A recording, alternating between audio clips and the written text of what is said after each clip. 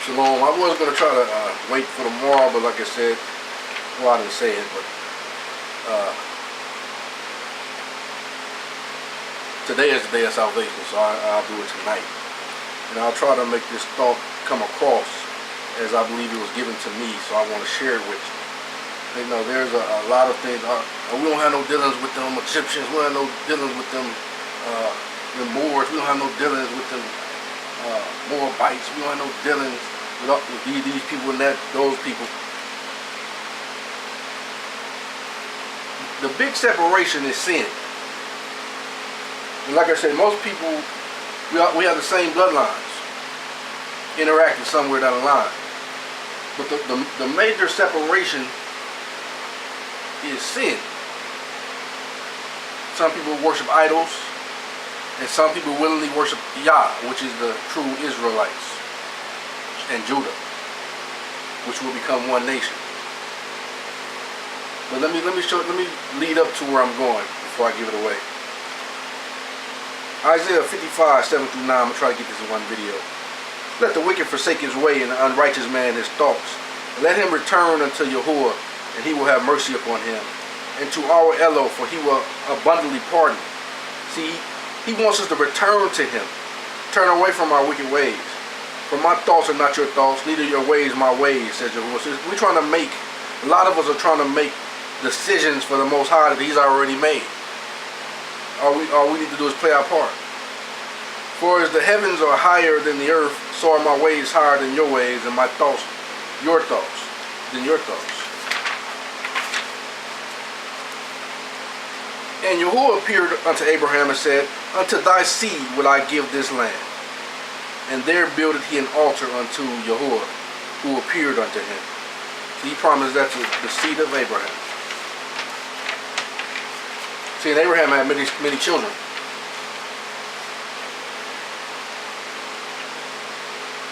Well, you know, he had two sons, and then they created nations.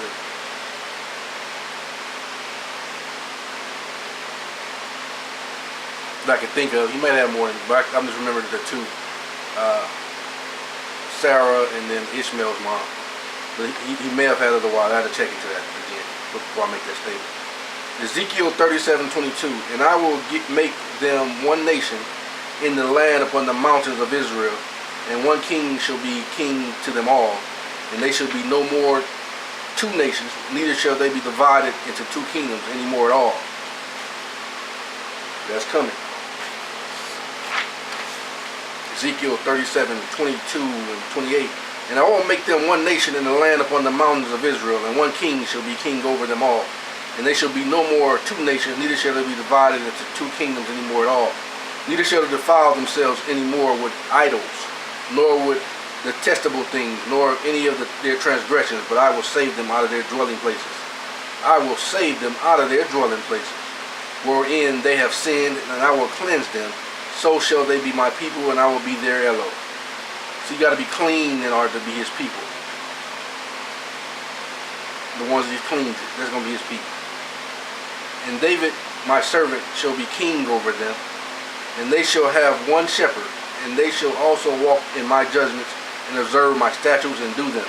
And they shall dwell in the land that I have given unto Jacob, my servant, wherein your fathers have dwelt, and they shall dwell therein, even they and their children and their children's children forever. My servant David shall be their prince forever. Moreover, see, David's kingship is going to be forever, through all generations. There's going to always be a king over that people, through that line of David, that bloodline of Judah. Moreover, I will make a covenant, went all the way down to the Hamashiach. Until now, he's going to have a king over his people. Moreover, I will make a covenant of peace with them, and it shall be an everlasting covenant with them, and I will place them and multiply them, and will set my sanctuary in the midst of them forever. My tabernacle also shall be with them, yea, I will be their Elo, and they shall be my people. And the heathen shall know that I, Yahuah, do sanctify Israel, when my sanctuary shall be in the midst of them forever. See, he makes forever promises. And Pharaoh said unto, okay, now let's consider this is the making of what's going into forever. Let me try to get this into one video. And Pharaoh said unto Joseph, see, I have set thee over the land of Egypt. And Pharaoh took off his ring from his hand and put it upon Joseph's hand and arrayed him in a vesture of fine linen and put a gold chain about his neck. And he made him to ride in the second chariot with the head which he had. And they cried before him, bow the knee, and he made him ruler over all the land of Egypt. Can you see where that's going? And Pharaoh said unto Joseph, I am Pharaoh, and without thee shall no man lift up his hand or foot in all the land of Egypt. That Israelite. And remember, before that he was sold into slavery, but it was for the good of the whole nation of Israel. Time to go fast to finish this video. Jeremiah 31:31-32. Behold, the days come, says Yahuah, that I will make a new covenant with the house of Israel and with the house of Judah. Not according to the covenant that I made with their fathers in the day that I took them by the hand to bring them out of the land of Egypt, which he made a covenant they break, although I was a husband unto them, says Yahuah.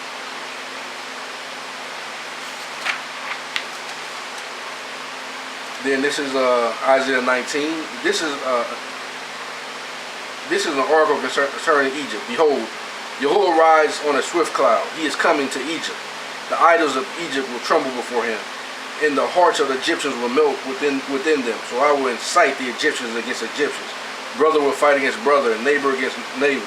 City against city, and kingdom against kingdom. Then the spirit of the Egyptians will be emptied out from among them, and I will frustrate their plans, so that they will resort to idols and spirits of the dead, to mediums and spirits. See all those things that we say that was the great Egyptians that they did? Yahuah caused this. When they start making all these idols and paintings and all these type of things, he caused that. I will deliver the Egyptians into the hands of a harsh masters, and a fierce king will rule over them, declares Yahuah of Host. The waters of the Niles will dry up, and the riverbeds will be parched and empty. The canals will sink, the stream Egyptians will trickle and dry up. The reeds and the rushes will wither.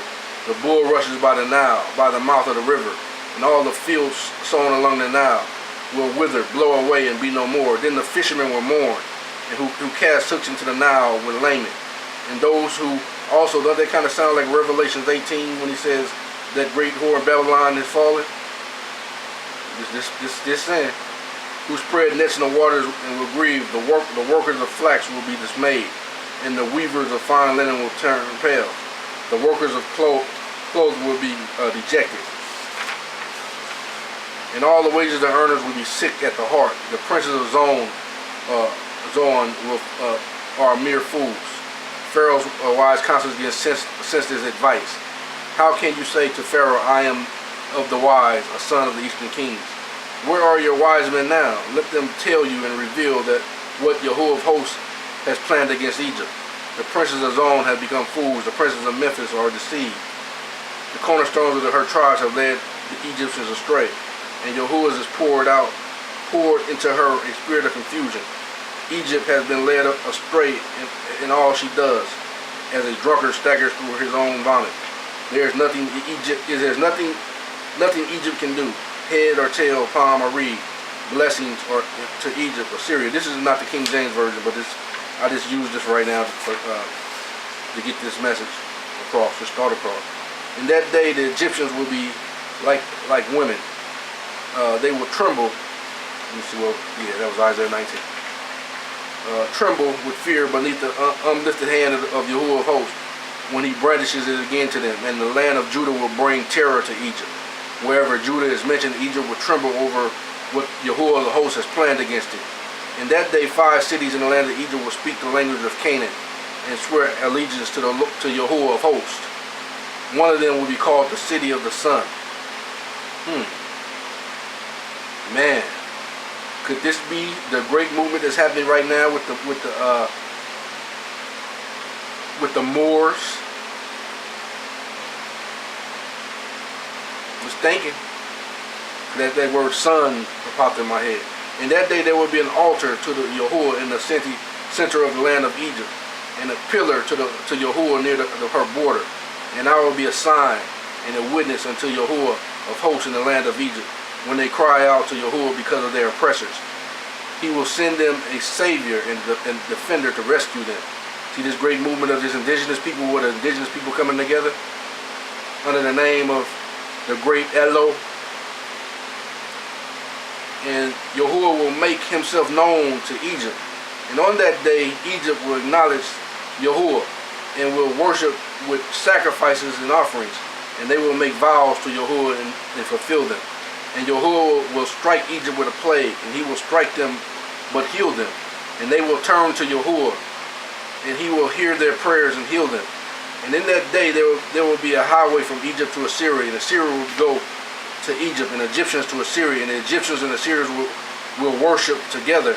And in that day Israel will join a three-party alliance with Egypt and Assyria, a blessing upon the earth. And Yahuah of Hosts will bless them, saying, "Blessed be Egypt, my people, Assyria, my handwork, and Israel, my inheritance." Now you mean to tell me Yahuah not real?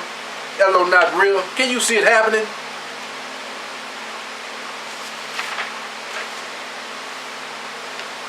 Isaiah 19:25. In that day there shall be an altar to Yahuah in the midst of the land of Egypt, a pillar at the border therefore to Yahuah.